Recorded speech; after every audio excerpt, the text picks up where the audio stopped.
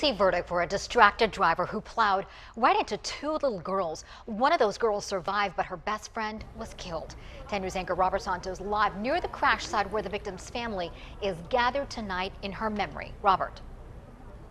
Yeah, and Itika, at one point, the family of Raquel Rosete almost canceled this because they realized just how fresh this still is, how difficult it was for them to come together. But they decided to go through with this because of all the people who showed up to support them. You know, they realized that this is a time for them to all come together, both families, to come together to heal after a jury found the woman who changed their lives forever guilty.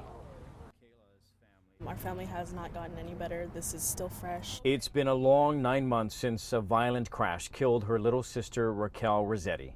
Family and friends returned to the crash site in Terrasana just hours after a jury handed down a guilty verdict against the woman who killed her. This is not where I want to know this was where my sister was. I don't want to know that. And, you know, this is actually kind of hard coming back here now. As difficult as it is, Jessica came here to honor her sister just a day before Thanksgiving. I just want to show her some love, and after hearing the verdict, you know, it's kind of one of those things you want to just know that she does still have support. She does have people that still love her. Raquel was not alone that February night. She and her best friend, Michaela Lee, were walking along Santo Road. Julian Little crossed the bike path in her car, hopped the curb, and crashed into both girls. Little let out a heavy sigh when she heard the verdict. Juries found her guilty on 2 of 3 counts, vehicular manslaughter and hit and run. They didn't find her guilty of texting while driving.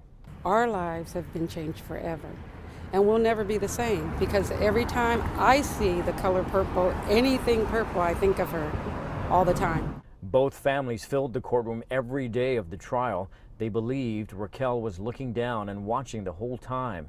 Still, it hurts not knowing she won't be here for Thanksgiving and Christmas. Thanksgiving will not be the same tomorrow. And as for Christmas, will never be the same.